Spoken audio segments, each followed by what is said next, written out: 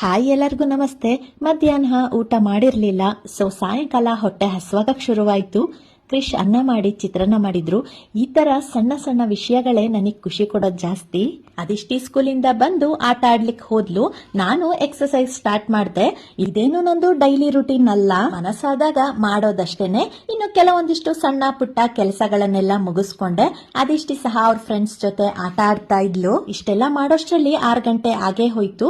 ಟೈಮಿಗೇನು ಹೋಗ್ತಾ ಇರುತ್ತೆ, ನಾವ್ ಆ ಟೈಮನ್ನ ಯುಟಿಲೈಸ್ ಮಾಡ್ಕೋಬೇಕಷ್ಟೇ. ಸಾಯಂಕಾಲ ಫ್ರೆಶ್ ಅಪ್ ಆಗಿ ಮಾಯಿಶ್ಚರೈಸರ್ ಹಚ್ಚಿ ಒಂದು ಸ್ಟಿಕ್ಕರ್ ಇಟ್ರೆ ನನ್ನ ಮೇಕಪ್ ಆಗೋಯ್ತು. ನಂತರ ದೇವರ ಪೂಜೆ ಸಹಸ್ರನಾಮ ಎಲ್ಲ ಹೇಳಿದ್ರೆ ಮನ್ಸಿಗೊಂಥರ ನೆಮ್ಮದಿ ಸಿಗತ್ತೆ. ರಾತ್ರಿ ಅಡುಗೆಗೆ ರೆಡಿ ಮಾಡ್ಕೊಳ್ತಾ ಇದ್ದೆ. ಅದಿಷ್ಟಿ ಸಹ ಬಂದ್ಲು. ನಂದು ಅದಿಷ್ಟಿದು ಕೊನೆ ಇಲ್ಲದ ಮಾತುಕತೆ, ಆದ್ರೆ ಆ ಮಾತಿನ ಜೊತೆ ನನ್ನ ಕೆಲಸ ಸಹ ಆಗ್ತಾ ಇತ್ತು. ಕ್ರಿಶ್ ಮೀಟಿಂಗ್ ಅಲ್ಲಿ ಬಿಸಿ ಇದ್ರು, ಸೊ ನಾನು ಅದಿಷ್ಟಿ ಅಷ್ಟೇ ಹಾಲ್ ಮಾಡ್ಕೊಂಡು ಕುಡಿತಾ ಮತ್ತೆ ಆ ಬ್ರೇಕ್ ಹಾಕಿದ್ದ ಮಾತುಕತೆನ ಮುಂದುವರಿಸಿದ್ವಿ. ಅಡುಗೆ ಅರ್ಧಂಬರ್ಧ ಮುಗಿಸಿ ಅದಿಷ್ಟಿಗೆ ಟೆಸ್ಟ್ ಇತ್ತು, ಸೊ ಅದು ಪ್ರಿಪೇರ್ ಮಾಡೋಣ ಅಂತ ಹೋದೆ. ನಮ್ಮ ಒಂದು ದಿನದ ಸಂಜೆ ಹೀಗಿತ್ತು. ಮತ್ತೆ ಮುಂದಿನ ವಿಡಿಯೋದಲ್ಲಿ ನಾನು ಸಿಗ್ತೀನಿ. ಅಂಟಿಲ್ ದೆನ್ ಟೇಕ್ ಕೇರ್, ಬಾಯ್ ಬಾಯ್.